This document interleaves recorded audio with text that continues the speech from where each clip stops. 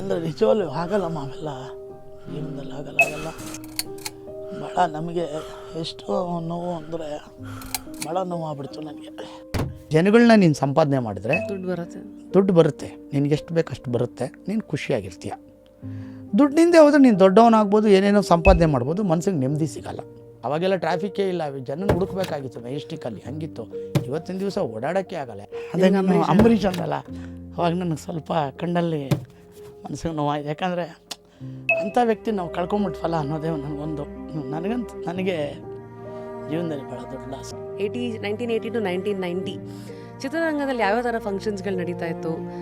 KVR Tagore ಅಂತ ಅವರಿಲ್ಲ, ಅವ್ರು ADGP ಆಗಿದ್ದರು, ತುಂಬ ಸೀನಿಯರ್ ಪೊಲೀಸ್ ಆಫೀಸರ್.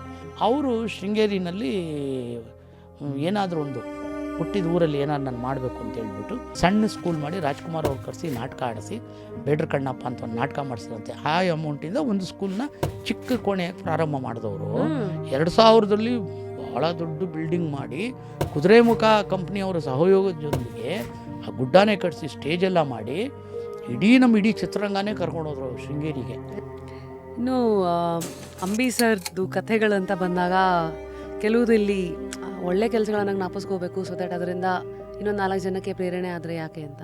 ಅಶ್ವಥ್ ಅವ್ರಿಗೇನೋ ಒಂದು ದುಡ್ಡು ಕೊಡಬೇಕು, ಹಿಂಗೆ ಕಳಿಸಿದ್ದಾರೆ ಅಂತ ಹೇಳಿದಾಗ ಅಶ್ವಥ್ ಅಂದರು ಇಲ್ಲ ನನಗೆ ತುಂಬ ಅನುಕೂಲಗಳಾಗಿದೆ, ಒಂದು ಕೆಲಸ ಮಾಡಿ, ಏನೋ ನೀವು ಅಲ್ಲಿಂದ ಬಂದು ಕಳಿಸಿದ್ದಾರೆ ಅಂಬರೀಷ್ ಅವರು, ನನಗೊಂದು ಸಂತೋಷನೇ ಆಯಿತು. ಆದರೆ ಶನಿ ಮಹಾದೇವಪ್ಪ ತುಂಬ ಕಷ್ಟದಲ್ಲಿದ್ದಾನೆ, ನನಗೆ ಸ್ವಲ್ಪ ಕೊಟ್ಟು ಮಿಕ್ಕಿದ್ದು ಅವನಿಗೆ ಕೊಟ್ಬಿಡಿ ಅಂತ ಹೇಳಿದ್ರು. ಹಾಂ, ಊಟ ಒಂದೇ ಮಾತು, ನಾವು ಊಟ ಮಾತ್ರ ನಾವು ಬೇಡ ಅಂತ ಹೇಳೋದಷ್ಟೇ. ಸಾಕು ಏಯ್ ಏನು ರೀ ಇಷ್ಟೊಂದು ಆಗ್ತಾಯಿದ್ರೆ ನಾವೆಲ್ಲ ತಿಂದಿದ್ದು ಸಾಕು ಅಂತೀವಿ ಸರ್. ಅದೇ 2 ಸೈಟು ಇರಲಿ ಬಿಡ್ರಿ, ನಮ್ಮ ಹೆಸ್ರಿಗೆ ಇರಲಿ, ಇನ್ನೊಂದು 2 ಕೊಡ್ರಿ. ಫುಲ್ ವಿಡಿಯೋನ ನೋಡಿ ಆನ್ ರ್ಯಾಪಿಡ್ ರಾಶ್ಮೀಸ್ ಯೂಟ್ಯೂಬ್ ಚಾನಲ್.